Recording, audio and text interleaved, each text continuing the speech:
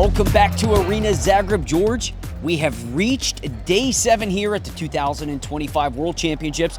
I'm your host, Eric Olenowski. That is UWW broadcast analyst George Ram. Tonight, we'll talk about Amoyan, Mirzazadeh, Faruqi, and Lolua's gold medal performances.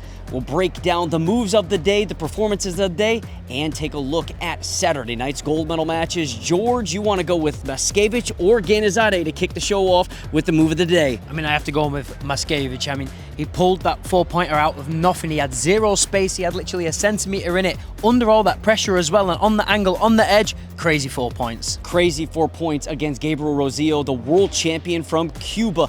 And we'll move to the performance of the day. It was Croatia's own, the most famous man in the country right now, Carlos Kodric. Yeah, and what a performance. He went through the battlefield to get through those matches today, and in front of his home fans, first world medal since 2014. What a performance, and what a big treat that is for the Croatian fans. Blew the roof off of this place. Yeah. He had them on the feet, and the best part was at the end when he started to get them going, and then he threw his hands up. They all did it, and then crazy. They went nuts. That was great to see.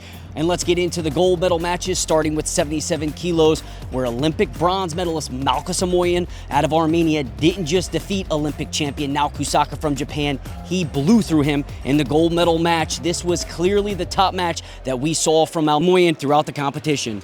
Yeah, it just took time for him to get going. In the earlier stages, he looked a bit flat, didn't usually go for the parterre throws that we're used to seeing, but in the final, he really let it go. And in the semi-finals, he used the exact same move that he caught in the final. Instead of arching all the way back, drops his man forward, a little bit on a diagonal angle. Really, really nice. We can show him why he's got that world champion caliber.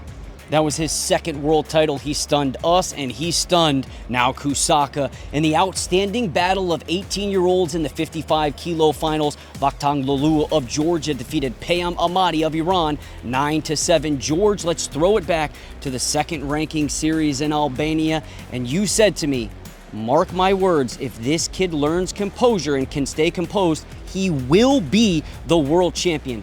How the heck did you call that out? It was just the way he wrestled. It was how comfortable he was on the mat and how good he was in scoring points. Even when he went behind, he had the composure to just getting himself in those positions, put points on the board when needed to. And at such a young age, wrestling so mature. And at that ranking series, it was just 1 or 2 moments of lapse of concentration that lost him the gold medal. And I said I could see it in him. If he could just keep concentrated for 6 minutes, he could be a world champion at such a young age.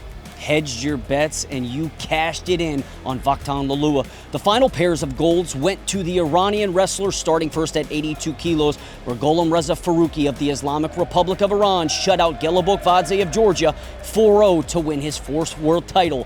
George, how critical was the ability to avoid that parterre once he had the lead?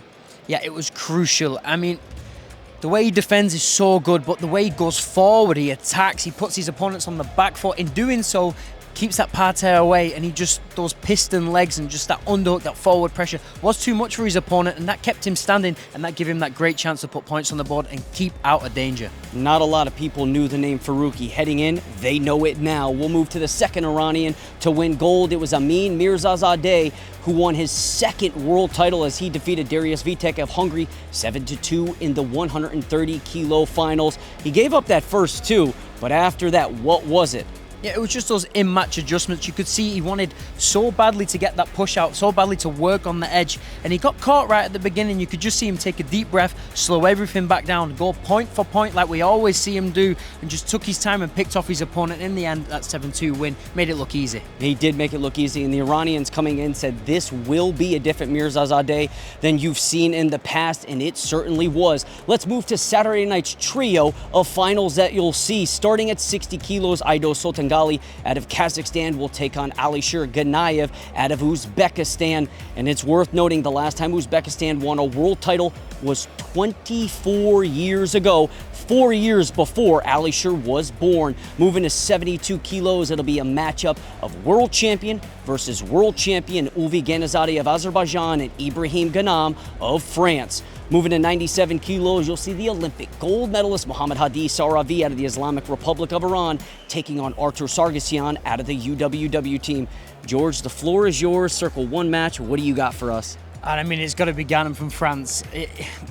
such a good engine on him. The guy can wrestle for 6 minutes straight. You've seen it in every match, puts that pace, and Ganizade is really good at catching people coming in. When people put that pressure, he's got that over-under throw that he goes in parterre position. One of the most dangerous wrestlers in the world circuit at the moment. And head-to-head, Ganizade leads 2-1, so on Saturday, Ganam will be looking to even the score. That does it for the Day 7 highlight show. For George Ram and the rest of our team here at United World Wrestling, I'm Eric Lonowski saying, so long, wrestling fans.